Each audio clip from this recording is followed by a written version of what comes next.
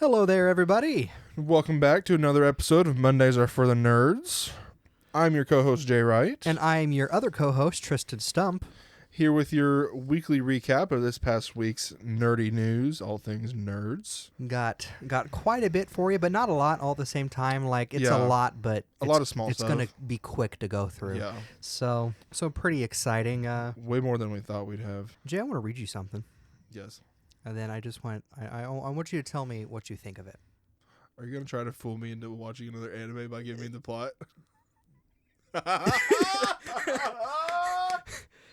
Haley gave me this idea. Because we were talking about which ones we could trick you into watching. I told you I'm too smart for this. I know all your moves 10 steps forward. It's an alternate history. London. James Blood, a police officer working for the Elite Special Service of Crime, the SSC, division within the Capitol Police Department. Sarah Sinclair is a subordinate of the Crown Prosecutor Monica Campbell, whose witness suddenly drops dead while working on a high-profile case involving the Live Corporation. Shortly thereafter, the police station is attacked by a former serial killer James thought long dead. James ends up teaming with Sarah to uncover the perpetrators behind these events, dragging them into a conspiracy involving live escaped prisoners who's thought to have died long ago, and masks that give their wearers superhuman abilities. See, had I not known going into this was an anime, had you just told me, like, hey, I have a show I think you like, I'd be like, okay, bet. I might watch that. And now that I know it's an anime, out of principle now. It's all go down to principle now. Yeah. I'm actually interested in some of these, but now it's like, I can't bend. You can't bend. I can't be the first to surrender. Throw out the white flag.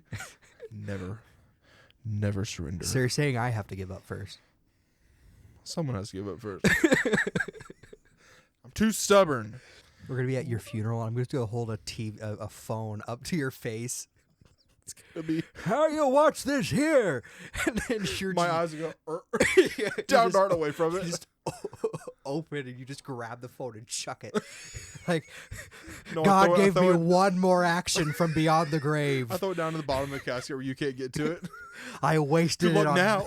I wasted it to make sure I don't even watch anime in the dead. Exactly. Anyway, what'd you do this week?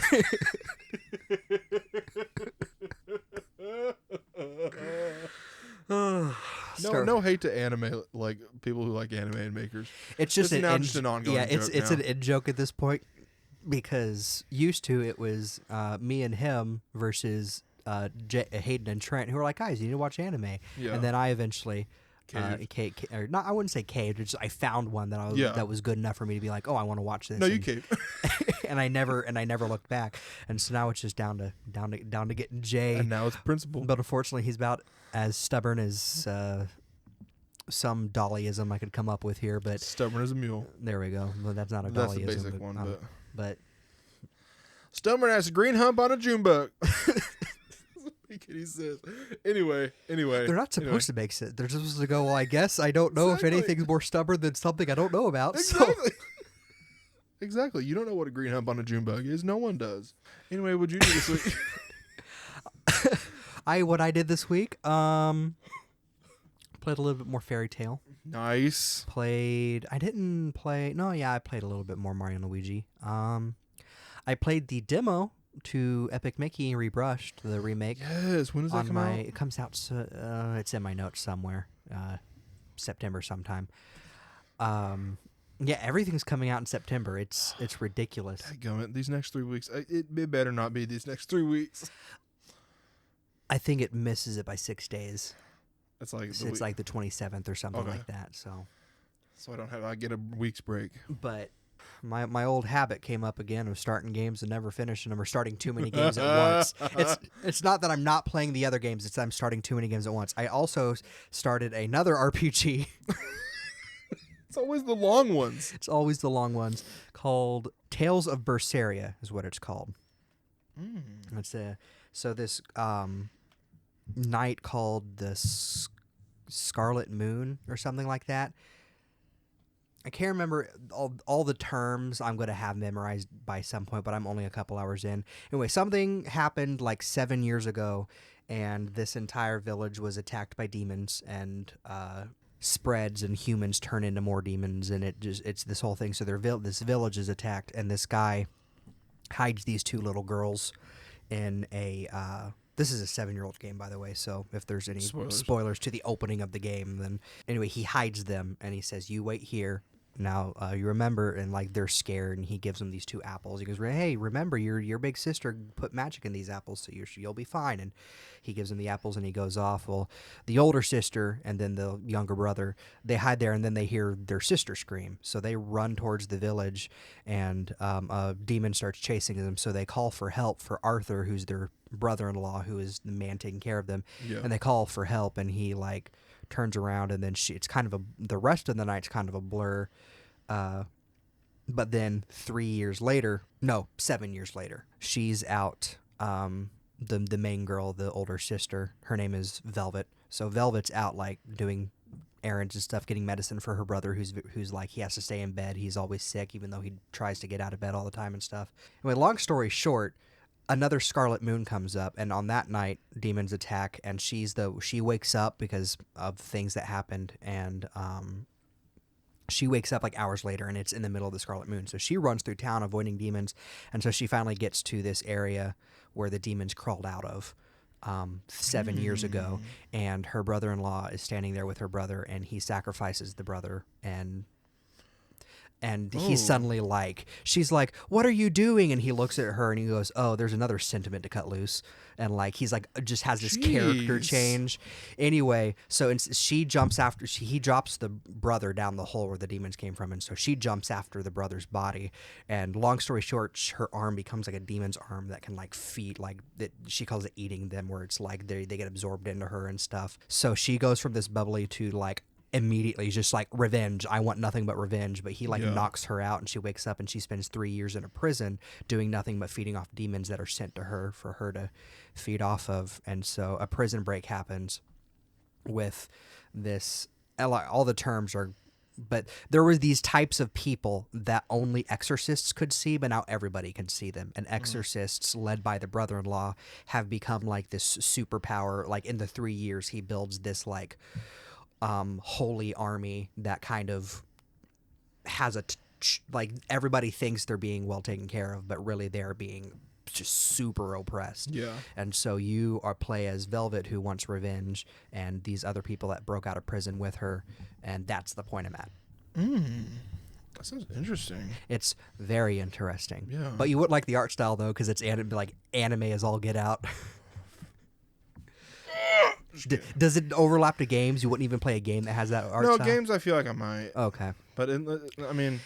did you ever play any of the Final Fantasy games on PS5? Those just don't intrigue me. Those don't intrigue you? Because it's that kind of gameplay where you go into a battle and it's like a separate but not separate, like it just kind of puts a ring around you. Yeah. And you have your buttons and you assign different like fighting moves to buttons and you have to combo them together. And there's like special spells you can activate with other buttons and stuff. Like it's very cool. Like you're not picking one and then they attack. It's like you are actually actively the one that's fighting. Yeah. But it's also got a lot of very anime things about it where, you know, there's these little cat people stuck in chests that you can find that you unlock. They had how did the little cat guy explain to her? They had a giant feast. And it was so good, their souls left their bodies, so their souls are just all around the world. So you have to collect their souls and use the souls to unlock the chests to free the cats.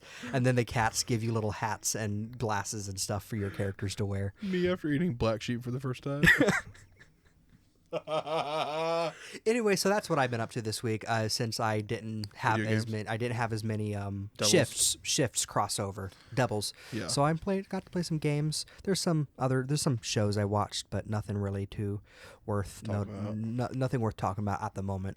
I didn't do much. I finished Arkham. I finished 100%ing Arkham Asylum. Then I started booted up Arkham City again. And then you remembered everything else that's happening in September. Yep. And I'm like, my 100%ness, my completionist part of me is not going to let me move on to Star Wars Outlaws until I 100% Arkham City, and I'm not even doing the story yet again. And I was like, why am I like this? But I'm pretty far into it. I'm really liking it. I will say this on the pod, actually. Catwoman is fine. Yeah, that's kind of the point of her character design for that one. Oh, yeah. And I honestly forgot that you could play as Catwoman in Arkham City. I thought it was Arkham Knight. So it's Arkham City, but it was DLC originally but that's why it's like kind of spliced in all there. the re-releases, it was the incorporated Return to into the Arkham. game. Yeah. Okay, because it feels like it's kind of like not really like forced, But it drops, like, you get to a certain point, it drops off. You don't even.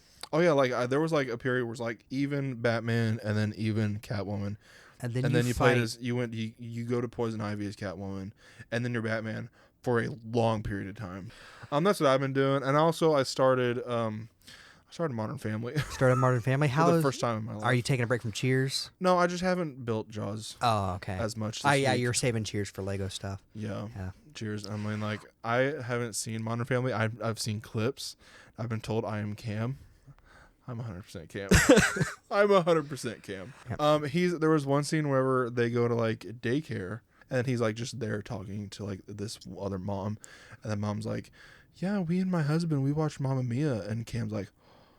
He's like, "I love Mamma Mia," and she's like, "I know, I love it too. It's my favorite." And he's like, "Yes, I know." And then the mom goes, "I just don't think Meryl Streep was a perfect fit." And he just looks and he's like, just holds in his anger, and then it cuts like the interview, and he's like, "Meryl Streep can do no wrong. She's perfect in literally everything." And she lists out, and then he goes, "Sophie's Choice," and he starts crying. Like, this is me defending Chris Pratt and Glenn Powell to the day I die. Yep. Oh, it's so good. I'm loving that show so much. I knew I would. That's about all I did this week other than work. Should we get on to releases? Yeah, go on to releases, because we spent 15 minutes. 15 minutes, you and me just giving the synopses of the games we've been playing. Yeah. So. All right, on my releases this week, on the movie side, on the VOD digital, Kinds of Kindness released on Hulu on Tuesday, August 27th. And Borderlands released on VOD digital, able to rent and or buy it on Friday, August 30th, just 3 weeks after its theatrical release. Yep. Yeah, my dad and I were at Walmart surprised. last night, and he looked over, and he was like, "Didn't that like just come out?" Because we were looking at the movies. Yeah. And I was like, "Yeah." You got some quick turnarounds. And I said, "Yeah, that's part of the problem." Exactly. On the theatrical side, on Thursday, August 29th, Bookworm got a limited release, described as Mildred's life is turned upside down when her mother lands in the hospital, and his father, Strawn Wise, comes to look after her father. Strawn takes Mildred camping in the rugged New Zealand wilderness, and the pair embark on the ultimate test of family bonding. On Friday, August 30th, we got Reagan. It's the biopic of Ronald Reagan, starring Dennis Quaid, which got little to no promotionals I've seen. I didn't know a trailer was released until I had to go look for it 2 weeks ago. Oh, wow. Yeah, and that's, you know me. Yeah. I went to see it. It's all right. Slingshot came out. An astronaut struggles to maintain his grip on reality during a possibly fatally compromised mission to Saturn's moon Titan. Afraid came out. Curtis and his family are selected to test a revolutionary new device, a digital assistant called Aya, that takes smart homes to the next level. As Aya begins to learn everyone's behavior and anticipate their needs, it soon makes sure nothing and no one gets in the family's way. You Gotta Believe got a release this week based on the inspiring true story. After dedicating the season to a teammate's ailing father, a group of underdogs from Fort Worth, Texas takes its Cinderella run all the way to a record-breaking showdown in the Little League World Series. And then 1992 got a limited release, starring Tyrese Gibson. The synopsis goes, Mercer is desperately trying to rebuild his life and his relationship with his son amid the turbulent Los Angeles riots in 1992. And then in the streaming side, Thursday, August 29th, we got the Gary documentary about Gary Coleman. The director's cut of Napoleon was surprise released on Apple TV Plus with 45 minutes of new footage. On television side, Serengeti Season 3 released on Paramount Plus. It previously premiered on the BBC. This is just a streaming release. Tuesday, August 27th, Only Murders in the Building Season 4 premiered on Hulu, which I forgot came out until just now. Did she debut with 100%? It is. It's like, I think it's at like 96 now. Yeah, now because like, now you're gonna get your people that are. Yeah, I had to watch it with my dad and my mom. Mm-hmm. I loved it. You loved it. I still need to finish season 3, ending, so I'm. Yeah, it's so good, dude. The end. I can't tell you what happens because it spoils the ending of season, obviously. On Thursday, August 29th, we got the Season 2 premiere on Amazon Prime Video of The Lord of the Rings, The Rings of Power. We got Chaos Season 1 released on Netflix, and Terminator 0 dropped on Netflix. And then in just some real quick music news, Oasis are ending their 15... Did you see this? No, I did not. Oasis are ending their 15-year feud and are reuniting for a stadium tour next year. Tickets go on sale today. Huh. Yeah. That happened, I think Wednesday. And I was like, oh, wow. You got any on your side? Oh boy, do I! A ton. Not a ton. I mean a ton, but You'll see what I mean. Yeah. So on August 26th, we got Debtors Club on PC from Mecha Games and publisher Indie.io. Be the tax collector of a shady city hall in this narrative-driven resource management game. Talk to debtors, manage a team, make difficult choices, and challenge the city's moral decay. It's their money, but it's your job. We also got A Stick on PC from Hooded Traveler Games. Make impactful decisions in moral dilemma situations, which will change the course of your journey through this atmospheric hand-drawn Metroidvania. Explore the hazardous paths of the realm of A Stick and fight its corrupted inhabitants as you unravel its deep-rooted mysteries. And he plays like a little owl like. Ooh, I like that. And it's very much inspired by Hollow Knight. We also got the release of Fairy Tale Dungeons on PC from Gino Labo and publisher Kodansha. Fairy Tale Dungeons is a deck-building roguelite featuring characters from the Fairy Tale series. Collect magic cards based on moves from the series to build your own unique deck and take down powerful monsters as you head for the dungeon depths. And also, on August 26th, was the release of Star Wars Outlaws on PS5, Xbox, and PC from devs Massive Entertainment and publisher Ubisoft. Experience the first ever open-world Star Wars game, set between the events of The Empire Strikes Back and Return of the Jedi. Explore distinct locations across the galaxy, both iconic and new. Risk it all as Kay Vess, a scoundrel seeking freedom and the means to start a new life, along with her companion Nyx. Fight, steal, and outwit your way through the galaxy's crime syndicates as you join the galaxy's most wanted, which looks decent, but I unfortunately, even though I have a PC, I do not have a PC that can handle it right now, so I'm going to be holding off on playing it. I'm so mad. I told you it was supposed to. Yeah, your copy got delayed. Yeah, or I pre-ordered on Amazon, as if you've listened to last week's episode.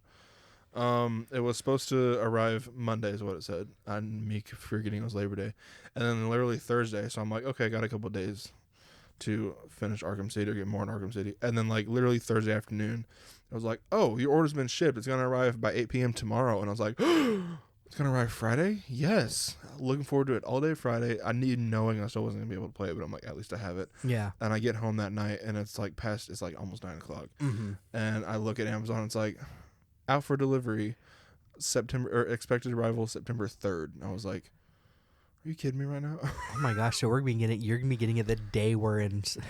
I know. Oh man. It's not that I can play it even. Yeah. But Astrobot did get I did automatically like put something on my PlayStation for like a countdown. But I did saw that. But also on August 26th was the World of Warcraft: The War Within expansion. On August 27th, we had Crypt Custodian on all major platforms from Kyle Thompson and publisher Top Hat Studios. Crypt Custodian is a charming Metroidvania about cleaning up the afterlife. Play as Pluto, a mischievous cat who has died and is sentenced to be the afterworld's janitor forever. Hang out with other doomed ghosts, battle beasts, and explore a vastly expansive landscape. Looked pretty decent. Core Keeper on all major platforms from Pugstorm and publisher Fireshine Games. Full release. It was a full release from early access. Yeah. Explore a vast cavern of creatures, relics, and resources in a mining sandbox adventure for 1 to 8 players. Mine, build, fight, craft, and farm to unravel the mystery of the ancient core. We also got The Land of the Magnates on PC from Permanent Way Games and publisher Indie.io. A epic adventure of love, betrayal, and sacrifice awaits, rooted in Middle Eastern myths and legend. As Shabazz, a disgraced prince, travel across magical realms, defeat minions of darkness with the magic of your sitar, and reclaim your throne, bringing the light back to the land of the sun. We also got Castlevania Dominus Collection on all major platforms from Konami. 3 incredible action-adventure games from the Castlevania series have finally returned for the first time. But wait, there's more. Haunted Castle Revisited, a redesigned version of the very first Castlevania arcade game, makes its debut. And those 3 games are the 3 DS titles. Ooh. That are now re-released. Remastered. I had a poster of one of them on my wall for forever, so you've probably... I think I've seen it. Yeah. Anyway, very exciting. Peglin, released on Switch from Red Nexus Games and publisher IndieArc. Peglin is a pachinko roguelike. Fight enemies by collecting special orbs and popping pegs to deal damage. Acquire special relics that radically change the game and ensure no two runs are the same. Aim carefully to survive this unique turn-based RPG. Imagine if Peggle was an RPG. That's what that is. Goat Simulator 3 released on Switch from Coffee Stain North. That's a re-release. It wasn't on Switch before. Pico Park 2 on Switch from Techo Park and Gem Drops Inc. Pico Park is back with all new levels. Play with 2 to 8 players locally or online in this co-op action puzzle game. Pizza Tower, this is still the 27th. Pizza Tower released on Switch from Tour de Pizza, and Risk of Rain 2 released on Xbox alongside the Seekers of the Storm DLC. On August 29th, hold on, We got a break on the 28th. we got a break on the 28th. On August 29th, Bloodless on PC from devs Point and Sheep and publisher 3D Realms. Some of these company names, I like these are great. Point and Sheep. A stylish action-adventure game featuring counter-based non-lethal combat centered around Ronin Tomoe's signature dash counter mechanic, fighting with nothing but her bare fists to disarm her former allies, the samurai army of Shogun Akechi. Looked very cool. I'll have to wait for it to be on sale, because I don't know if I'm going to like it, but it looked cool. Don't pull a me in Subnautica. We also got gory, cuddly carnage on all major platforms from devs Angry Demon Studio and publisher Wired Productions. Humanity has been destroyed, and it's up to Gory, along with his deadly but wisecracking sentient hoverboard, Frank, and morose AI companion, Chip, to shred and slay the evil, adorable army. You play as a cat. You just decimate your enemies. And then we got Squirrel with a Gun on PC from devs DD Creations and publisher Maximum Entertainment. Squirrel meet Gun. As the neighborhood's most obnoxious rodent, develop a knack and a love for crime, mayhem, in pursuit of golden acorns in this nutty sandbox shooter and puzzle platformer. Fight tooth, claw, and gun to escape a secret underground facility and defeat the agents. Gummit! I watched a clip of the opening, and like the squirrel is like in this like facility, and this agent is running, and he trips, and the gun like slides across to the squirrel, and he's like looking at it, and he goes to reach for the gun, and the squirrel just grabs it and is just like, this, and he's like, yeah, this, and he just shoots him. Play this game so bad. Oh man, dadgummit, me and not having a PC. We also got a Kimbot on PS5, Xbox, and PC from devs Evil Raptor and publisher Plyon. In the action-adventure platformer Akimbot, blast your way through armies of robots, pilot spaceships, and forge your own path to save the universe from impending doom. Set in a sci-fi world where only robots exist, travel the galaxy and experience non-stop robot mayhem and explosive action. Vampire Survivors released on PlayStation consoles from Ponkel. Blood released new DLC content, adding more characters, minigames, and quests to the game. The update is free. That's one where it's like the tweet is like the... The tweet is your menu. That's the one I played through and beat. And still the 29th, by the way. Shadow of the Ninja Reborn on all major platforms from devs Natsume Atari and publisher eDigger and United Games Entertainment. After 34 years in the shadows, prepare to see this legendary action-adventure in a new light. Looking and playing better than ever, Shadow of the Ninja Reborn is Tango Project's remake of a cult classic that the fans have been waiting for. We also got Witch Spring R on PS4 and Switch from Kiki Walks and publisher Pixmane. Originally released on PC in September of 2023, Witch Spring R is a story-driven RPG combining elements of simulation, collecting and crafting, and battling. Play as Pieberry, a white-haired, bunny-eared witch growing up in the forest filled with monsters. To relive her childhood memories, eating delicious food, she longs to venture among humans, but she can't find a way to the outside world until your story begins. A world of new experiences is waiting for you to explore with her. We also got Visions of Mana on PlayStation, Xbox, and PC from Square Enix and Alka Studios. Visions of Mana is a brand new title in this series revolving around the sacred sword in Mana. The protagonist Val and his childhood friend Hina, the newly appointed Alma Fire, set off on a journey to the Mana Tree. This game's iconic, vibrant, and vast semi-open field contains adorable yet ferocious monsters, allowing you to enjoy swift, three-dimensional battles using the power of the elementals. Through adventures with friends met along the way, they start to see the truth about the world. Must we accept our fates? A new monotitle begins here as a classic fantasy series returns to its roots. More on that game later. Emio, the Smiling Man Famicom Detective Club from Nintendo and Mages, student Isuki Sasaki has been found dead in a chilling fashion, with a smiley-faced paper bag over his head. This unsettling visage bears a striking resemblance to the reoccurring clue in a string of unsolved murders from 18 years ago, as well as the urban legend Emio, aka the Smiling Man, a serial killer who is said to give his victims a permanent smile. Does the Smiling Man really exist, or is a new culprit continuing his legacy? As a member of the Utsugi Detective Agency, you've been tasked with investigating the events that led to Isuke's death. Along the way, scrutinize the clues and testimonies you gather for potential connections to the gruesome events of the past. And those are my releases this week. We got a lot more posters this week than we usually, I think the most that we've ever had.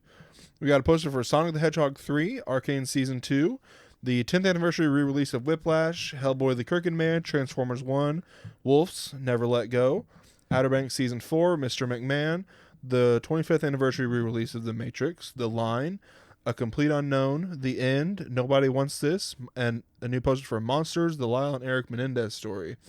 In terms of trailers, we got a new trailer for Emilia Perez, releasing November 13th on Netflix. Got the first trailer for the long-awaited trailer for Sonic the Hedgehog 3, releasing December 20th in theaters. More on that later. We got the first trailer for the 10th anniversary re-release of Whiplash, releasing September 20th in theaters. First trailer for Terrifier 3, releasing in theaters October 11th. First trailer for The 688, releasing on December 20th on Netflix. Got a trailer for Outer Banks Season 4, with Part 1 releasing on October 10th and Part 2 releasing on November 7th, both on Netflix. Got the trailer for Nobody Wants This, releasing September 26th on Netflix. And today we got I think it was today or yesterday, the trailer for Peter Pan's Neverland Nightmare with no release date yet. It's the one in the Pooniverse, which they just released the poster for the Pinocchio Unstrung last week, I believe. I'm like, wow, 2 back-to-back. We also got the new trailer for Yellowstone Season 5B, releasing November 10th on Paramount.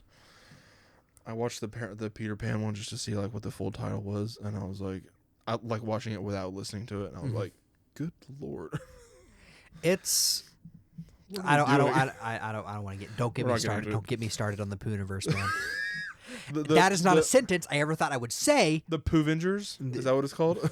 Yeah. The Poovengers. Anyway, in terms of release dates, Maria. Age of Eeyore.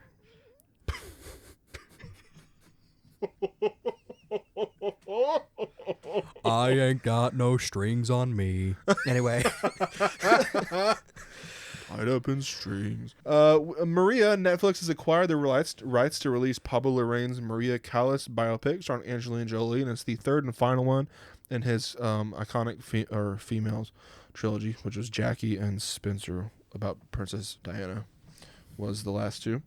Back in action, Cameron Diaz's first film in 10 years has been delayed to a January 17th release on Netflix, which is with Jamie Foxx. It looks intriguing. I still have no trailer on it yet. So I was thinking this the other day because I saw that, and it got me thinking about Cameron Diaz. You notice Cameron Diaz comes out of retirement, and then they announce Shrek 5? Mm-hmm. They're like, we're waiting on her to come out. So I wonder, were they waiting on her, or was her being like, well, I'm coming back for Shrek 5. Might as well do some other stuff. Yeah, get some more money. Outer Banks Season 4, as previously mentioned, we got the release dates of October 10th for Part 1 and November 7th on Part 2. Witches Beyond Waverly Place will premiere on will premiere on Disney Channel on October 29th, with the next episode releasing on Disney Plus the next day on October 30th. First 8 episodes are released on Disney Plus on October 30th, and it was revealed today. Season 1 will consist of 21 episodes. A season with more than 10 episodes. Exactly. Finally. I mean, it's a kid. They do that with kids stuff. Yeah. But, dude, I am actually somewhat like, okay, well, enough of the original cast is coming back for me to be like, Selena Gomez is going to be in the first episode. Yeah, she'll be the first episode only, which I expected that. But she's also executive producing. Yeah. So she's... But the fact... I was like, okay, so it's just Justin. Like, I don't expect Max to be back because I can't remember his actor's name. But his actor's kind of just been... Yeah. You know... Done his own thing now. Doing his own thing. But I was like, they might bring back... the mom and dad from the original, at least for a little bit. No, they're back. They're in the cast. So I'm like, that's pretty cool. So Most of the other cast minus Selena with a little asterisk next to it. yeah, Besides the first episode. minus Selena and minus Selena, And the little brother. the little brother and the best friend. Yeah. I thought Harper. the best friend, isn't she doing a podcast rewatch with a dad? Yeah, I think so. I don't know why she wouldn't bring her back. Anyway. She might be back for a little bit. Yeah, but, for look just like Selena. But yeah. 21 episodes. The Apprentice releases on October 11th in theaters with an awards push. And then Back to the Future Part 2 will be re-released in theaters in October to celebrate the film's 35th anniversary. On castings, before the trailer dropped Tuesday, we got the official confirmation that Keanu Reeves will be voicing Shadow in Sonic the Hedgehog 3. I could have sworn it was like officially confirmed before that, but then It was everyone's like, like, they say it was like revealed a couple of weeks ago, and now it was literally said it's like officially confirmed. Because I feel like for months we've known. We haven't known for months, I don't think, but it's Like, been we've at known least maybe since- 1 month or 2 months max. We've known for a while now, at least. Yeah. Like enough for me to be like, I'm now nostalgic for remembering when Hayden Christensen was the person that everyone wanted to play, know. which he still would have done a good job. But after, I mean, we're gonna get to it later. But Yeah. after the trailer, Oh yeah, Ted Lasso season 4, which is it's second week in a row. I told you I was gonna start putting these on there. Phil Dunster is not expected to return as Jamie Tart due to scheduling conflicts, which sucks, but I understand. The Mandalorian Grogu, Sigourney Weaver confirms that she will star. It was kind of revealed at D23, I believe, saying, quote, "I got to meet Grogu for the first time the other day." Tom Burke has been cast alongside Hunter Schafer and Michelle Yeoh in Blade Runner 2099, the series coming to Amazon. Josh Safdie's ping pong player Marty Reisman biopic has cast Gwyneth Paltrow alongside previously mentioned Timothy Chalamet, and Barry Keoghan was cast in the Peaky Blinders movie coming to Netflix. That is all I got through castings. so this past Tuesday, a little something, August 27th. That was a Tuesday, right? Yes. Yes. This past Tuesday, Nintendo. So on Monday, the 26th, Nintendo announced that they would be doing a Nintendo Direct partner showcase, which is just Nintendo Direct without Nintendo announcements, Yeah. and and also an Indie World back to back, which is a little odd for multiple reasons. One, usually their last Direct of the year, whether or not it's a regular Direct or a Direct or something like a partner showcase, is always in September. Like, I wouldn't say always. There's probably, I think there was one August like years ago, but as long as the Switch has been their main focus, there has been a direct, even during the pandemic, there was a Direct in September. Now they have done things before where they did a some kind of Direct followed by a presentation that is focused solely on one game, but they have never done something where they were like, hey, this is a double feature back to back. Watch this. It's all collectively. They're treating it like one presentation, even though it's two presentations. Yeah. They've never done this before. Like, it's very strange. And you could get my tinfoil hat on here and be like, okay, they're trying to get everything out of the way now because September or October they're going to be releasing revealing the next console. Yeah. Because there's rumors, there's things I've seen, whispers into my ear in the night at Laying asleep. September 27th. that the console might be out by April of next year. Like April is their target, and so that there was somebody that said, "Hey, by the Nintendo moved something up to August. I don't know what," and then we got this. So there's at least some people who know a little bit of what's going on. Obviously, they don't know enough about the console yet. Yeah. But anyway, so it's just a little odd that they did it in August and like last minute August. Like Get it out before August ends. they wanted to wait till Gamescom was over, and then they did this, and so it's like, okay. Anyway, Yeah. all that being said, it was held on the 27th, and they did the Indie World first. And in the Indie World was Balatro, Friends of Jimbo, had a trailer showcasing Vampire Survivors, Witcher 3, The Wild Hunt, Among Us, and Dave the Diver content for the game. The free update is out now. We got a new trailer for narrative 2D adventure game Neva was shown. This one looked beautiful. It releases October 25th. The developers explained that it's a story about a girl and a guardian dog paralleling the themes of parents taking care of us and eventually us needing to take care of them. We also got a trailer for Moth Cubit, a RPG about a moth climbing the ranks of an office run by bugs who must save the office and reality itself from an event only known as The Final Process. You're not going to play that. Releases spring 2025. And now You play Moth games? I have played cutesy games where some of the characters are moths. It's not realistic, so... Would you watch my Mothman movie if I made it? Only because you made it. Yes. Heck, I'd be in it if you needed me to. Yes. That released in spring of I'll have Mothman 2025. kill you. No, I wouldn't. Accurate. My big phobia, my irrational biggest phobia is moths, and to a certain extent butterflies. So anytime there's moth stuff, everyone gives me crap about it. We also Coffee Talk team revealed Coffee Talk Tokyo coming in 2025.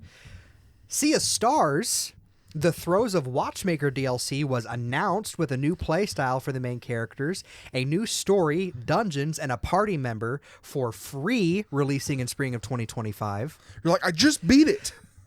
No, what it was more like, yes, I get to play more of the game. Okay. Like, okay, so this was early in the morning. I had a late night before, so I was like, I'm going to wake up. I'm going to watch this thing. I'm going to be like, oh, wow, hey, that's cool. I'm going to roll back over and go to sleep. And so I'm sitting here through the indie world being like, this is pretty good stuff. So, like, nothing too. And then that happened, and I just immediately, like, I was on my side. Like, I shot sat up, and I was like, what? It just immediately following this, Power Wash Simulator will be receiving a Shrek DLC pack. Yes. Featuring 5 Shrek-themed maps this fall. Furcula announced Morsels, a roguelike starring a mouse with transformative abilities facing evil cats, releasing in February 2025. That trailer was weird. It looks interesting, but man, that trailer was just... trippy. Yeah. I'm going to show you the trailer when we're done because there's nothing we need to like react to, but yeah. We also got another trailer for Date Everything, showcasing some dateable characters like Doug, the personified version of your own overwhelming sense of existential dread. This is me? You can date your own existential dread? Yep, and he's just a gray ball with 2 eyes on like the buffest, most detailed body you've ever seen in your life. And he's just standing there with his hands in his jeans. He's shirtless, and he's, hey, what's up? Like...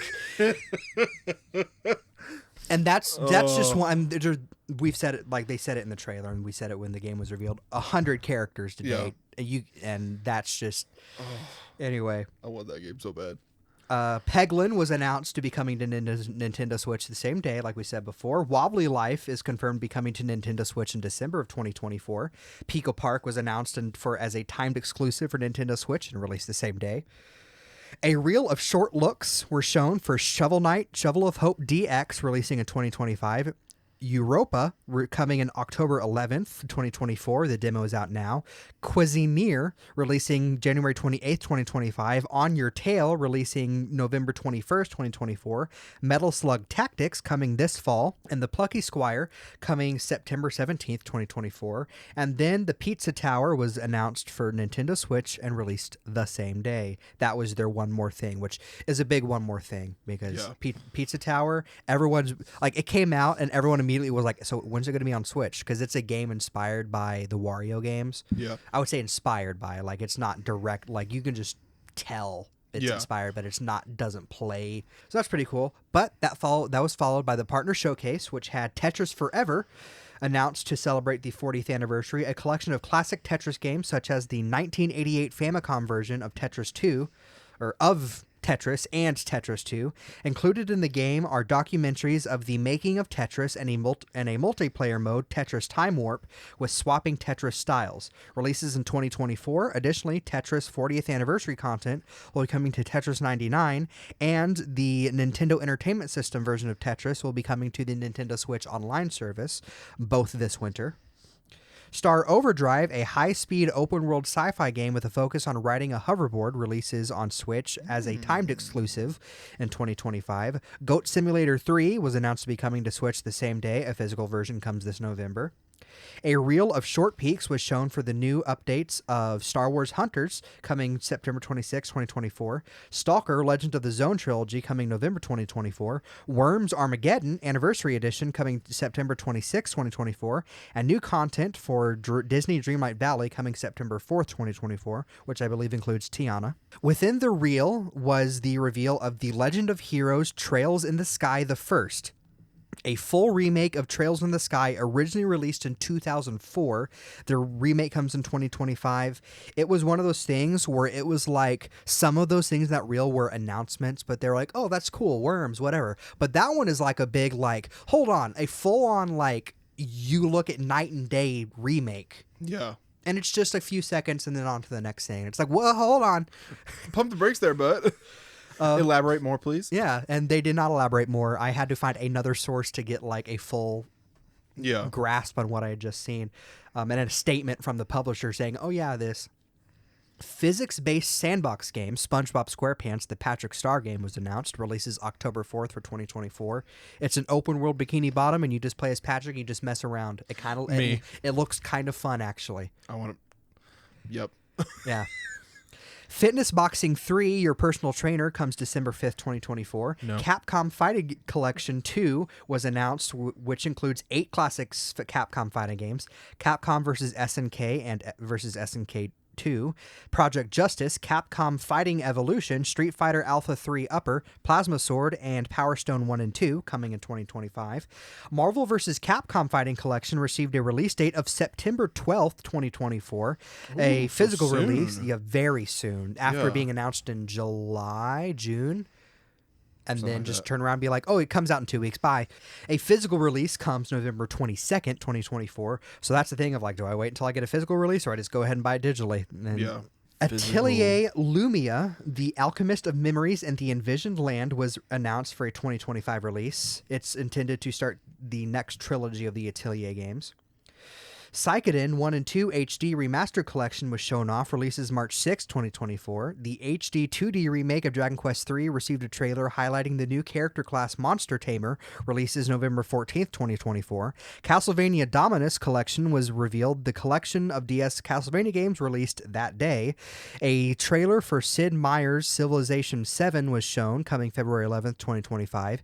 Tales of Grace's F, a remaster, was announced in celebration of the Tales of 30th anniversary. Releases January 17th, 2025. Same series as the game I was telling you about earlier. My Sims Cozy Bundle, consisting of My Sims and My Sims Kingdom, will be coming to Nintendo Switch November 19th, 2024. And aside about that, those are both Wii games, and they were called a retro re-release in the trailer. Ooh. That hurt me to my very soul. A non-VR version of Five Nights at Freddy's Help Wanted 2 and Five Nights at Freddy's Security Breach Ruin comes to Switch this holiday. A reel was shown with quick peeks at Epic Mickey Rebrushed coming September 24th, 2024. Tales of the Shire, the Lord of the Rings game, coming this holiday. Just Dance 2025 coming October 15th, 2024. Funko Fusion coming to Switch on November 15th. ES Sports FC 25 coming September 27th, 2024, and Lego Horizons coming this holiday.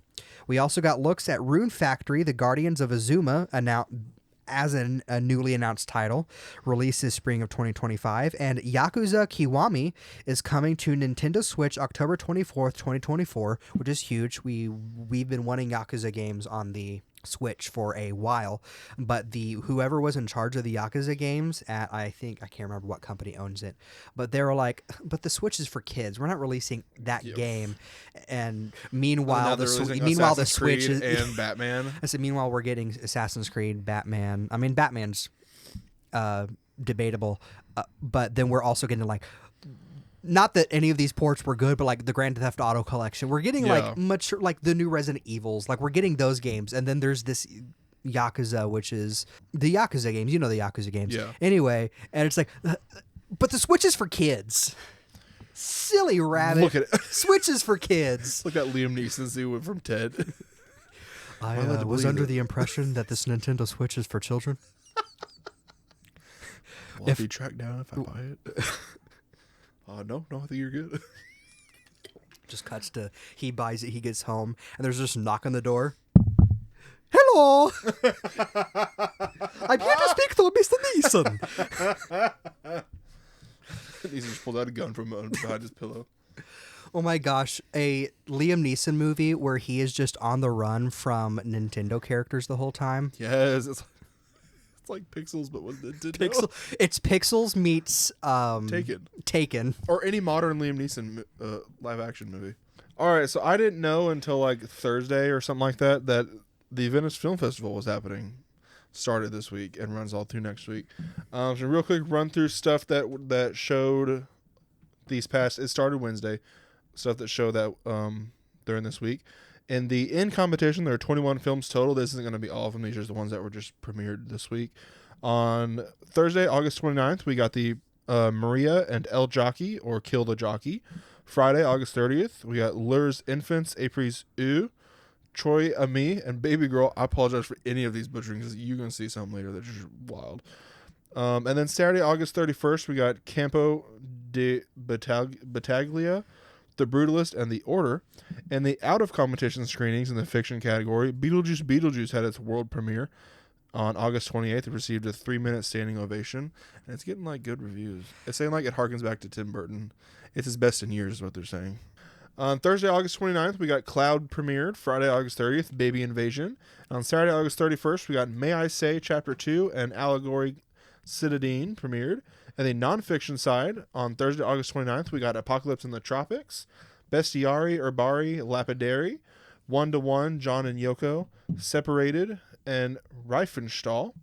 And on Friday, August 30th, we got Why War and Israel-Palestine on Swedish TV, 1958 to 1989. In the series, on Thursday, August 29th, we got Disclaimer chapters 1 through 7, which is coming to Apple TV Plus later on, I believe.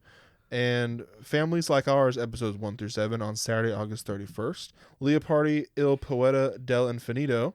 And on Saturday, August 31st, we got the special screening of Beauty is Not a Sin. More releasing next week, and I think Tuesday and Wednesday are like some of the bigger ones. You got miscellaneous news? Yes, I do have some miscellaneous news. So, Chinese video game company NetEase is reportedly planning on shutting down Alka Studio, the devs of Square Enix's most recent release, Visions of Mana. Many jobs are reported to have been cut at the studio, leaving a skeleton crew to handle the launch of the game and any future games they are still working on. The news came the same day as the release of Visions of Mana, day that the devs should be celebrating that their game is finally released, but instead they lost their jobs. This decision is apparently due to NetEase and its business rivals intending to shift away from a Japanese-centered approach to its releases.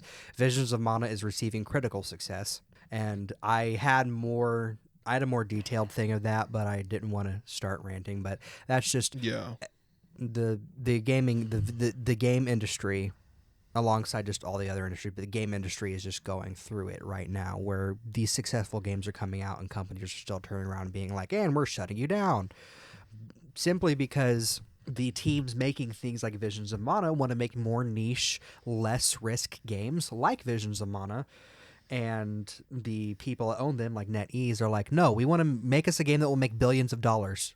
On a lighter note, the rest of my miscellaneous news. PAX West began August 30th and runs through September 2nd.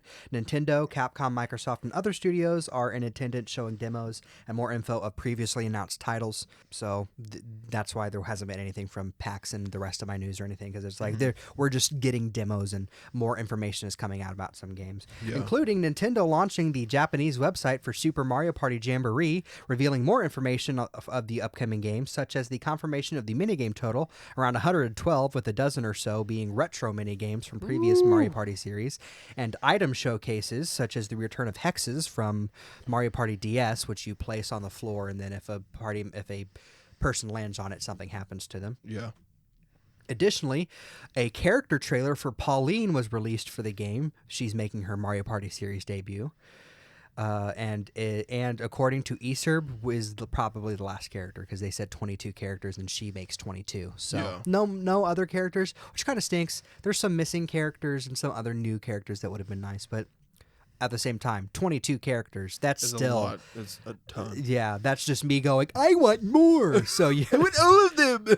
Remedy Entertainment announced that it will be partnering with Annapurna for work on Control 2, as well as being in early talks to bringing Control and Alan Wake to the silver screen. Like, very early talks. Like, not even an official confirmation, just like, hey, we're talking about this. Yeah. So Nintendo released an in-depth trailer for Legend of Zelda Echoes of Wisdom, highlighting the various characters Zelda will meet, as well as the Still World, the realm inside the rifts tearing apart Hyrule, and Zelda's Sword Fighter form, a limited use form for which Zelda can directly attack enemies. So, people were kind of worried that, oh, am I just going to be summoning things the whole time? You can use a sword. Like, she kind of turns blue and has Link's, like, clothes on, and then she attacks, but she has a meter that goes down, and you can only refill it when you're in the still world. So it's going to be a very limited resource to be able to fill this meter, which is a cool, like, on balance a little bit. Which it's a cool balance. And on a flip side, because then that means it's like, oh, why would we give you the ability to summon things if you're just going to use a sword the whole time? So you use your sword when you absolutely need to. And it's also a cool, like, flip thing, because in the Legend of Zelda games, Link can use a sword and shield all he wants, but magic he can only use if he has a meter filled.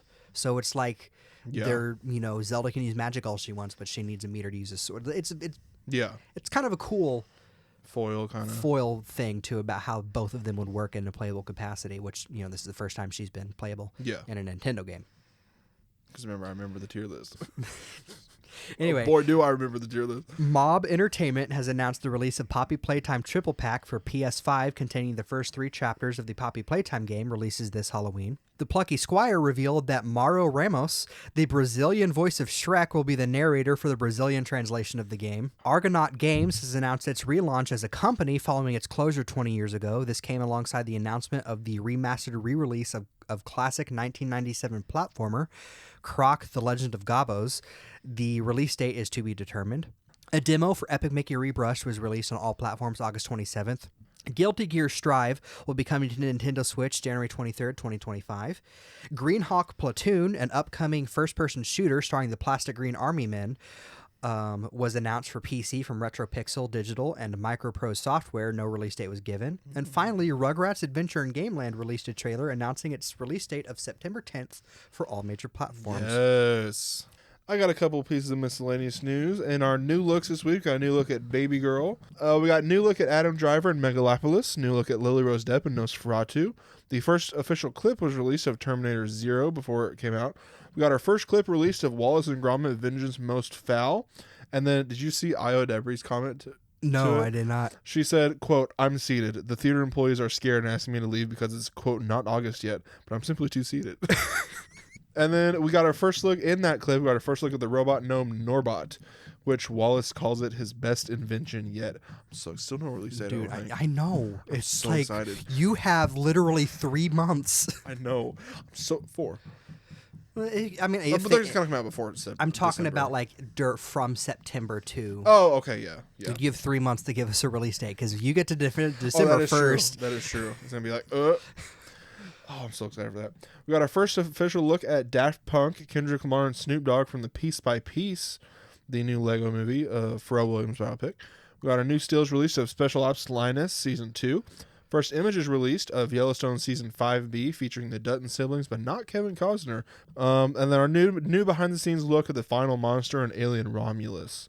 In terms of first looks, we got our first look at Everybody Still Hates Chris. First look at Joseph Gordon-Levitt, Shailene Woodley, and Richard Madden in Killer Heat.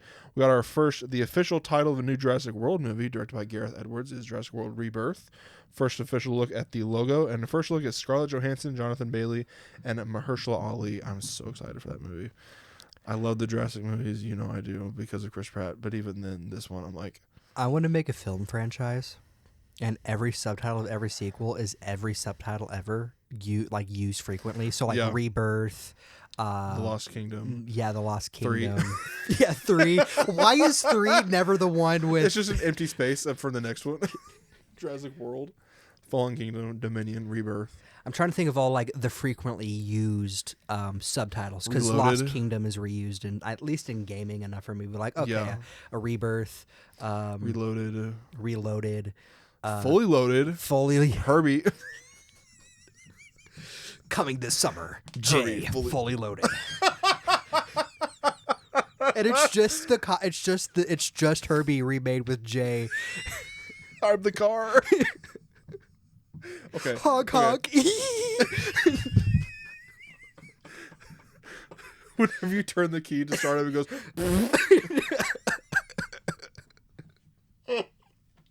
Oh, we need to make this. Bump the person, the female lead forward to her love interest. You're like, I'm playing matchmaker.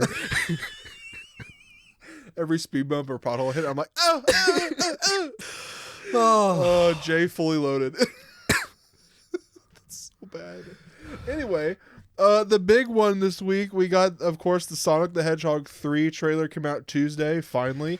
Got the first look at the logo, first look at Maria and Shadow, plus Keanu Reeves' official voice for Shadow. First look at Jim Carrey as Dr. Robotnik's father, Gerald Robotnik. First look at Sonic vs. Shadow, and including an Akira slide. And first look at Kristen Ritter's character. dude. It looks so awesome. Oh, it looks so good. It looks awesome. more like a Sonic movie. Like, the more they're going on, the more Sonic they're getting. Where it's like, okay, we're really focusing on the Sonic stuff now. It looks so awesome. There are certain scenes that you're going to be able to hear the applause from. You know, the whole joke of, like, Sonic fans going to watch a... But anyway. We finally get our look at Shadow. Dude, Shadow is as cool as I was hoping he would be. I saw a theory of this guy on TikTok. I don't know who it was. Shout out to who it was. I followed like a bunch of people that it could have been one of them. Where they said they don't think Shadow might be the main antagonist. Oh, probably not. But like Gerald Robotnik is gonna use the metal to make Metal Sonic. Probably, because people are like, man, Gerald Robotnik's going to be as goofy as Dr. Robotnik, and because that's kind of like... I didn't know he was a real thing until I saw another TikTok. Oh, yeah. Where it's like, he's like worse than Dr. He is Robotnik. a very, very bad individual. Like, Shadow is as edgy and, you know, emo as he is because of because of decisions made by Gerald Robotnik. Exactly. And I'm thinking he's putting on this facade because he's going to be tricking Robotnik and Shadow. Not really tricking Shadow. Shadow's just going to be going along with what... Because in the trailer he goes, you know, I did what we had to, or when we're done with this, or whatever. I'm thinking, okay, he's working with somebody.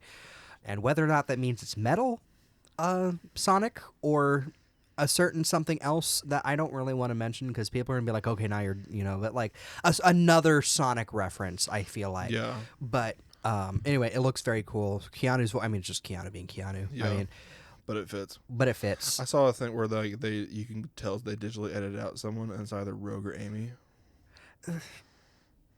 So we're not getting into this.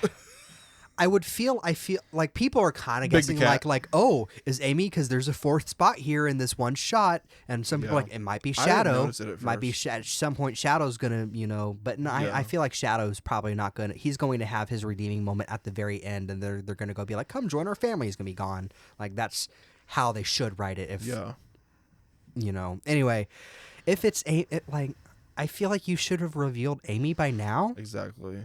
Including a voice act, because you're going to get a famous voice unless you're doing the thing that you do with Tails and bring in the game voice actress. I thought when Kristen Ritter was cast, she was going to be like someone like that. Yeah, so either voicing Amy or Rogue, and then like she's in Human, and I'm like, and so okay. if Amy and Rogue or both are in the movie, I feel like we'd know about it now. Like, I hate to, and the thing is, whatever Sonic the Hedgehog 4 is, which if this does well, we'll probably get a Sonic the Hedgehog 4. They've already said they've already indicated that they don't plan on stopping until they're told they're done. So like, Jim Carrey's like, I'm never coming back for a sequel. Well, yeah, Jim Carrey might not come back, but there's plenty of things. There's plenty of things you can do.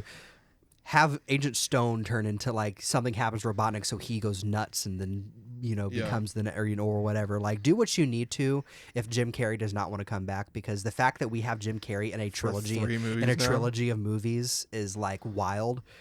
His first sequel since what, like Ace Ventura 2, Dumb and Dumber 2. That's right, Dumb and Dumber 2. But I don't know if Amy and Rogue are exactly like, oh man, the fourth one's going to have them in it without like.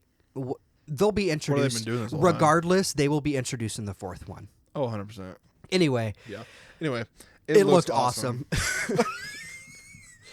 Jinx. General consensus. Sonic the Hedgehog 3. And the poster is literal fire. Phenomenal. Yeah. It's so good. In box office earnings and records, Crow opened with $4.6 million domestically against a $50 million budget. It's already out of our local theater. I told you the whole conversation I had. Alien Romulus passed $200 million worldwide, and It Ends With Us earned $250 million so far on a budget of $25 million. Glenn Powell news. Okay. Fourth week in a row. I'm not going to say all this because I included some things. I'm going to include the first two. The Running Man remake, Edgar Wright's remake starring Glenn Powell, begins filming in November. Follows a TV game show where convicted criminal runners must escape death at the hands of Hollywood professional killers. And did you see his comment on... I did, and immediately was like, I hope Jay saw this. Oh, 100%. Yeah. You know I did.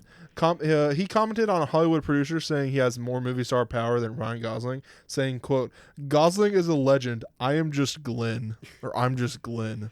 So good. So good.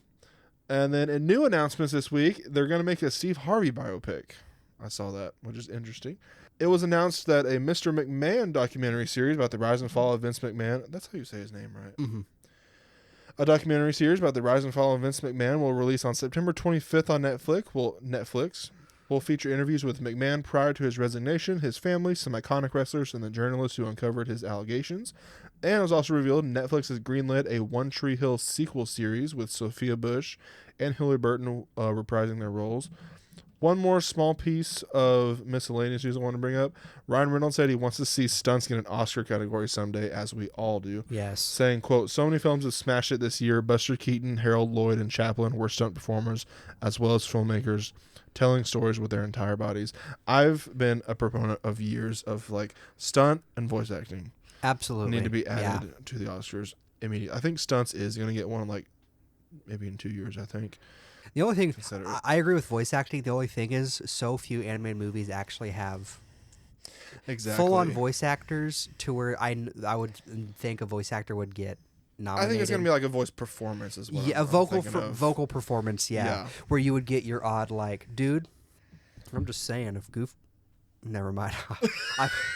Or say, a Goofy movie, their fight scene where Goofy is like fighting is I just want to have a life of my own. I know, I just wanted to be a part of it. Exactly, yeah. Seems like that in animated movies where it's like, I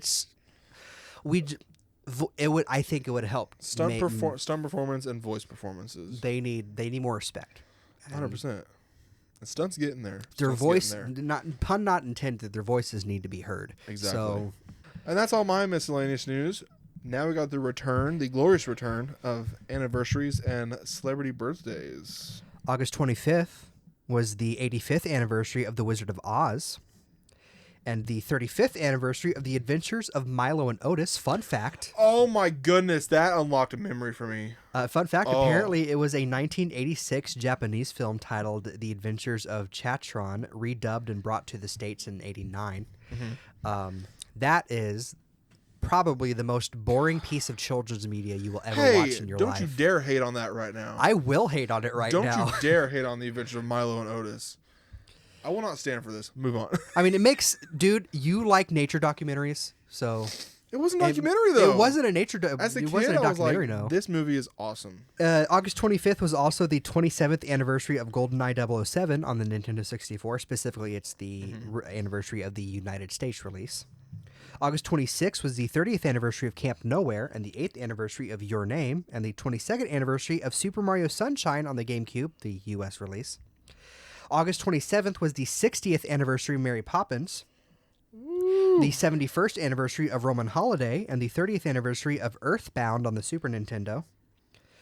August 28th was the 15th anniversary of the Wizards of Waverly Place movie, the 32nd anniversary of Honeymoon in Vegas, and the 24th anniversary of Mario Tennis on the N64. It's the U.S. release again, and also Waluigi's birthday.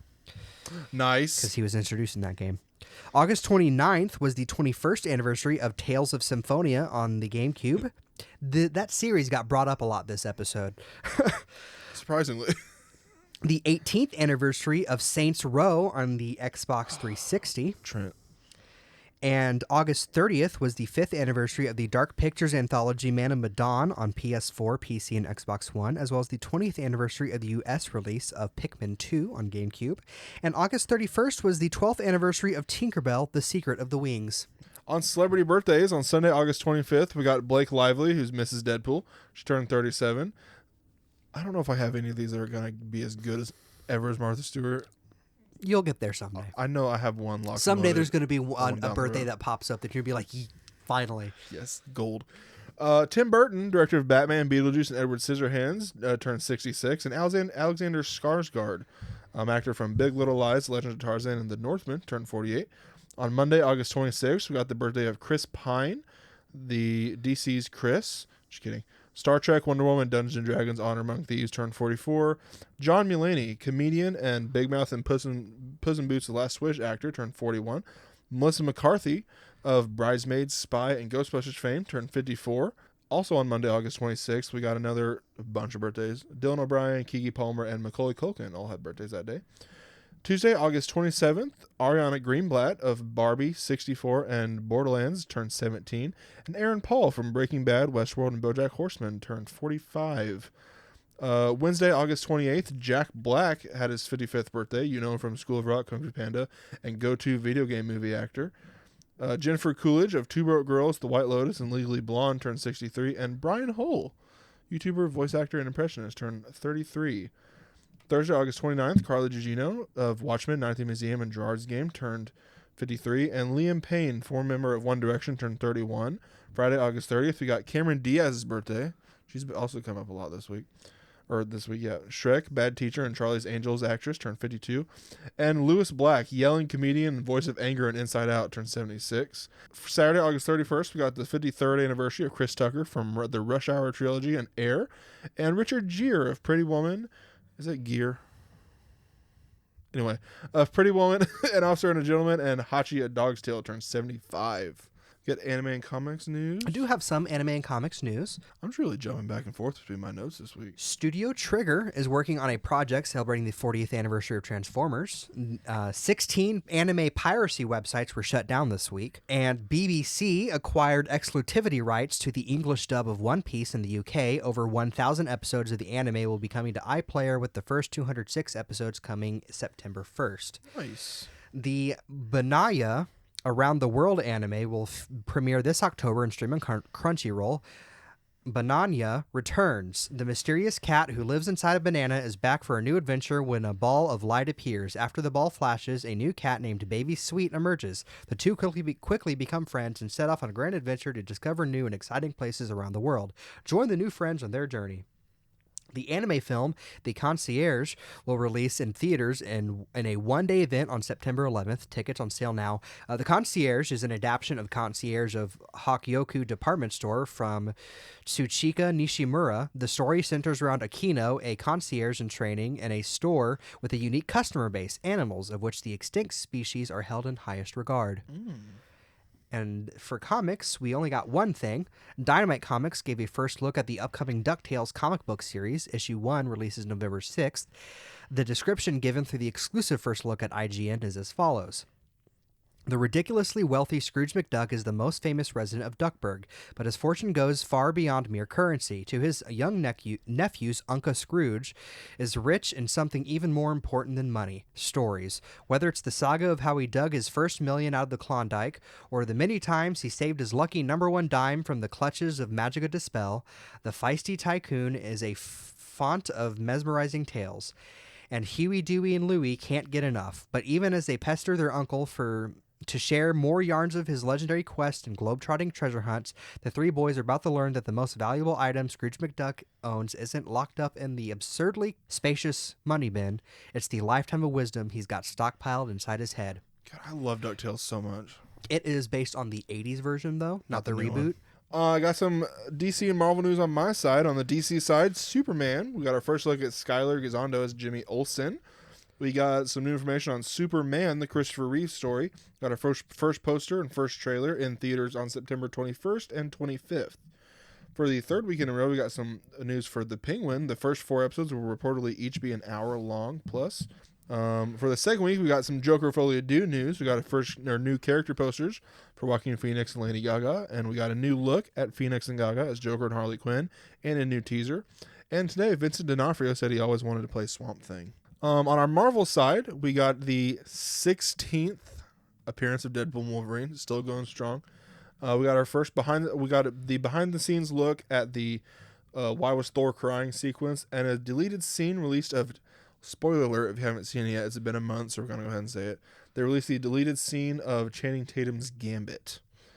For the 6th week in a row, we got some Daredevil Born Again news. It was just HD version of the first look that was released last week, as well as the HD version of Harrison Ford as Red Hulk was released from Captain America: Brave New World. New teaser was released for Agatha All Along, and for the Fantastic Four First Steps, Michael Giacchino's theme was played at the Hollywood Bowl. A DC Comics thing I did see, or on your side of things, that I meant to include, was and I forgot. I can't remember her name. The voice actress for Renee Montoya. If you want to look that up real quick, she posted this on her Instagram, I believe. Michelle C. Bonilla. She on her Instagram confirmed that she is recording lines for season 2. So season 2 is entered production. Which is good. So I'm still only 3 episodes into season 1. And then in terms of celebrity deaths, we didn't have much this week. We only had 2 until today when I got a 3rd one. Sid Vicious, pro wrestler and former WWE and WCW champ, was 63. Julian Ortega, he was actor from Elite, died after collapsing on a beach. He was 41. And then today was announced that Betty A. Bridges, Good Times actress and mother of Todd Bridges, was 83, passed away this week. Sources, I got a crap ton. It was my sources this week were Movie Insider, Deadline, Famous Birthdays, Vanity Fair, at Matt Maloney, Hollywood Reporter, at Cryptic 4K Qual, The Wrap, Empire, Variety, Cinema Blend, Total Film, New York Times, the official Venice Film Festival website, the Popverse, Remedy, Rotten Tomatoes, Stephanie Beatrice's Instagram, Entertainment Weekly, Movie Clips, LA Times, Puck, GeorgeRRMartin.com, Sharp, TV Line, at Jeremy J. Lopp, and of course most of my news came from Discussing Films. I want to thank my sources for this week: IGN, Indie Informer, Mario Party Legacy, Jamatsu, comicbook.com, Discussing Film, and official sites and socials. So pretty cool. So on to the return of a tier list. Monthly tier list. We got a good one this month. So I had my dad. My favorite. I had my dad give us a list of 35 movies, and we are going to every Monday in September. We are going to be ranking them based on how good these movies would be if they were remade with the Muppets. And we have to give. Yep. The rules being we keep at least one. However many humans it makes sense for the story to keep, and everybody else is a Muppet. We're going to try to stick to one if we can. But if there's like a particular couple that would make sense to keep both, or something like they've done with like A Christmas Carol. They kept Belle when they kept Scrooge. But anyway, we're going to try to keep one human, and everyone else is a Muppet. I think we should preface this by saying all of these are S tier. Anytime you remake it with Muppets, it's going to be S tier. Oh, yeah. But this is going to be micro. Yeah, these are going to be like, it's S tier, but these are within the S tier. So, we're doing our first 7 today, starting with The Departed, so between the two of us, we all know we've watched these movies or know enough of the gist. With one of them. with 2 of them. That's right, 2 of them. Anyway, but this first Departed, one, I know of it, but I haven't watched it per se. So I watched it last year, if not the year before, I think. It's got Leo, it's got Jack Nicholson, Matt Damon, and Mark Wahlberg. Mark Wahlberg, I think, can be a Muppet. I was thinking keep Jack Nicholson because he's like the it's not mob gangster kind of head guy. It's either keep him or because I think Kermit would be a good Matt Damon. He's like the cop. I forget which one's the cop acting as a mobster and which one's mobster acting as a cop of the Leo and Matt Damon.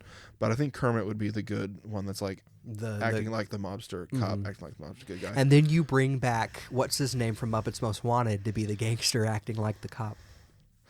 Constantine. Oh, that'd be so. Okay, yeah, Jack Nicholson, we're keeping him as a human. Let's see. How are we gonna rank these? Based on, I would say, entertainment value, and also, okay, if I'm sitting down and I'm actually watching this as a movie, just going like, okay, because like A Christmas Carol is a good Christmas Carol movie, even though it's. I think most people think even without it being a Muppet movie, it's just a good version of A Christmas Carol. Yeah. Muppets is just what makes it, Yeah. And like same with like. If you want to rank Muppet movies, then you get on the lower end. Most Wanted, S tier. I would say you get into like first Milo and Otis, now this. No, you get into like the medium tier with Most Wanted. You get in the lower tier with like the interrogation song. Are you let's kidding be me? honest, Kermit's swamp stories, like the Kermit, the early years. About that. Like I love that movie for nostalgia reasons, but is it a good Muppet movie? So if we want to go on like based on like how we would even rank Muppet movies, Yeah. where would The Departed with the Muppetness put in go? I'm gonna say, dadgummit. See, this is gonna be hard to rank for me, but like, It's gonna be so funny talking about all these though. I'm gonna say, I kind of want to put it at B. B. Because I feel like what makes The Departed is like the tenseness of it, and I Mm-hmm. think the Muppets are gonna make it more funny, obviously. Yeah. I'm gonna say B. Say B, yeah, Yeah, because B. it'd still be, it'd be middle of the road. Yeah. It'd still have that like, okay, well, there's the thrill of, Exactly. is Kermit gonna? But I feel like the Muppets are gonna put like too much comedy into it to make it still like what it is. yeah. But once again, these are all S tier. Oh yeah, absolutely. I'm gonna put. You talk about what's next. Yeah. Okay. Okay, number 2. This is one of them that neither one of us have seen. But we know enough of the gist. Exactly. 50 Shades of Grey. So obviously we're keeping we're keeping Mr. Grey, right? Jamie Dornan. Yeah, That's where I'm thinking. Where I'm we're like, keeping him, Yeah. and then we replace Miss Piggy. Yeah, Dakota Miss- Johnson with Miss Piggy. Yep. I don't like this anymore. The way she would turn the tables so fast on him. we keep Dakota Johnson, but Miss Piggy is Jamie Dornan. No. No. We're keeping Jamie Dornan. We have to keep him because can you imagine replacing him with any of the other Muppet? Like Waka Waka, like Kermit's like, okay. let's be honest though, when Muppet Goes Mature, it's the one with the tie right there. Yeah. When Muppets Goes Mature, it's not exactly it's either going to be the best thing you've ever watched or the most uncomfortable thing you've ever watched, Exactly. and this is going to be a more uncomfortable tier despite the funniness of it. Exactly. It's just, you're thinking of like Muppets having sex. Which don't- the name of the Muppets pilot was Sex and Violence. That is true. That is true. So it's full circle moment for the franchise. Does that mean it's an S tier? No, I was gonna say like C, C? maybe D even. Maybe D. Should we? Where do you think we should put We'll it? put it in C because C for only now. because it still has the funny factor, but Yeah. the rest of the movie you're going to be so uncomfortable. It's like this is a Anytime this it's a sex scene, you're like, yeah, this is a puppet, sir. okay. What's next? After that is Weapon. Lethal Weapon. I have not seen. You've that. not seen Lethal Weapon? They're That's imagine- the one with Mel Gibson and Danny Yep. Glover. And the thing I'm looking up because when Dad wrote a lot of these down where they were like franchises, so I assumed he meant the first movie. So I'm Yeah. trying to remember. I haven't watched them enough where I know the plots on the back of my hand. They all kind of get merged together for me. So obviously the main two, well, I would say it would be Kermit and Fozzie would be Yeah, it would be those replacing Mel Gibson and Danny Glover, and then I would say you would probably keep. I would say you could probably keep the police captain. Like it's a small character, but like just because there's probably a better choice. But I don't know. I cannot remember the But I movie. think like Kermit and Fozzie are the Yeah, but Kermit and Fozzie. The buddy cop. Now, which one is the depressed one getting over the loss of his wife and getting addicted to narcotics? I don't know. Kermit. That way, Miss Piggy gets a break after her work in 50 Shades of Grey. We just she will not be appearing in this movie. What if we do? She left me. What if we do 50 Shades of Grey, but we replace both Jamie Dornan and Dakota Johnson with Gonzo and Camilla?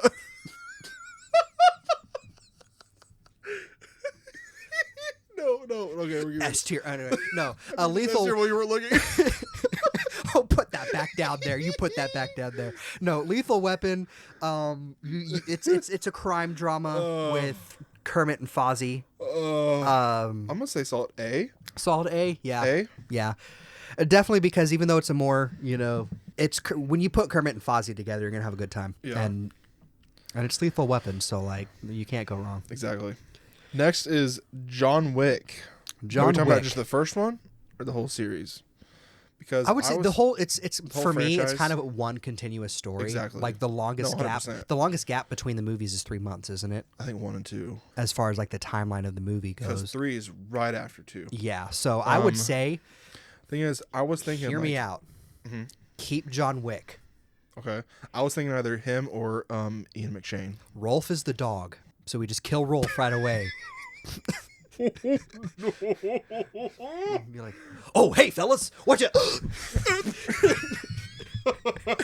And so Keanu Reeves avenging the death of Rolf is just destroying the crap out of these Muppets.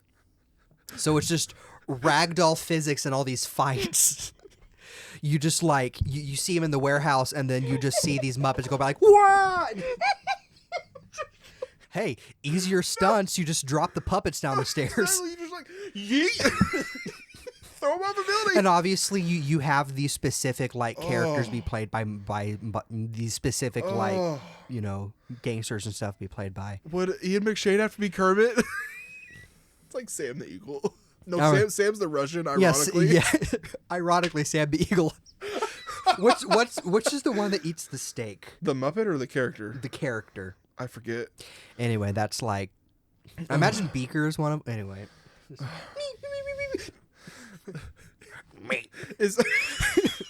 He grabs him by the throat. Is Beaker? No, wait, no. Is Bunsen Ian McShane and Beaker is Lance Reddick? Yes. This is S tier, by the way. I think we agree, 100%. Right? Like John Wick is S tier. John Wick just beating the crap out of Muppets would absolutely be S tier. Who would Fozzie be? That's a good question. I don't want him to see Willem Dafoe because Willem Dafoe's like kind of like a friend, but also not at the same time. Would he be Halle Berry from the third one? No, that would be. Gonzo is Angelica Houston, and the chickens are the ballerinas. Yes. There we go. Fozzie's the Bowery King. There we go. Lance Reddick. Yep. I forgot about not Lance Reddick. Lawrence Fishburne. Yeah. But yeah. So. Yeah. John Wick S tier. John Wick was the easiest S tier of the 7 we have today. I disagree. You put that back down there, sir.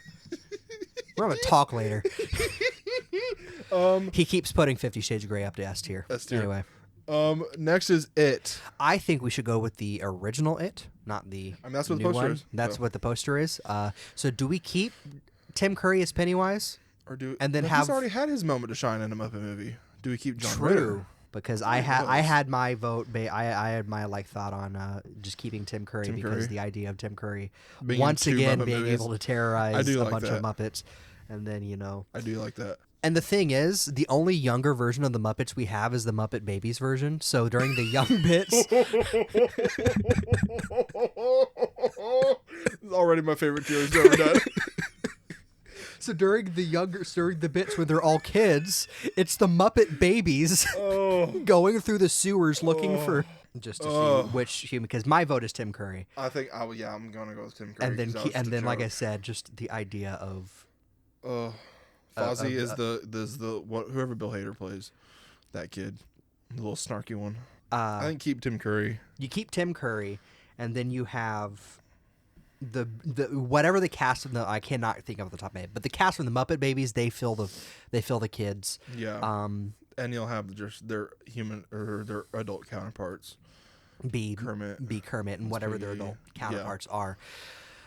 Dare I say this is A borderline S? This is because A borderline Tim Curry? S because Tim Curry just terrorized. He's gone from like Long John Silver to just straight up terrorizing the Muppets. Exactly. Should we put this at A for now? Let's put it at A for now. We might reconsider later. After this is Friday the 13th. And once again, this feels like an easy one. You just keep Jason. I think we should keep Jason. You keep Jason, and then I don't know the plots of Friday the 13th enough. I don't either. But I know, camp, the main kids. Friday the 13th, I know we aren't talking too much about this one. It's because it's Friday the 13th. I feel like the only character you know is Freddy Krueger. the only character I know is Jason. Yeah, that's right. So I would say those are probably, they're not going to be as interesting as It or John Wick as far as a slaughter fest of Muppets. Yeah, so exactly. I'd say put it in B tier because it's still going to be, it's Friday the 13th. Yeah. So, and so finally we are ending with today we are ending with Twilight. This makes me want to do like 10 more and then just have your dad give us another list. It's this and I'm trying to think. It's this and what's the other one where we've been like, we need to do follow up. Oh, the Batman one. Yeah. I'm like, there's so many of these.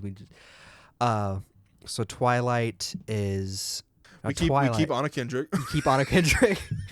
She forgot she was in it. No. So there's one thought. We keep Bella, We keep Jacob.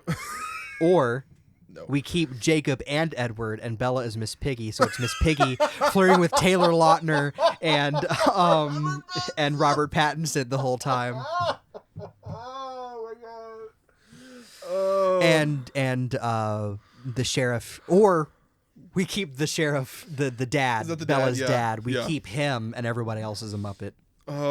I think we keep that. I feel like if we keep And this is one of the few times Sesame Street characters get to get in, so we get the count as Edward's. I haven't seen Twilight. I don't want Edward's family members. Yeah. Just even if it's just a cameo, being like, It's just the Jim Henson Company. being like, oh, he is dating a human. I count a one, a human. And then the fight scene happens. I think if we keep the dad, it'd be like the Christmas Carol, where like he's playing it straight, like Yeah. Michael Caine did. Oh, yeah, I and think it's- that's gold. The best case Yeah. scenario there, yeah, and then the Muppets just Miss act Piggy out is the Bella and- Miss Piggy is Bella, and then we have Kermit as Kermit as Edward, and then do we have Fozzie as I think Fozzie as would be as Jacob, Jacob. Yeah, and then the rest of them fill out. the rest of them fill out the cast. So That's genius.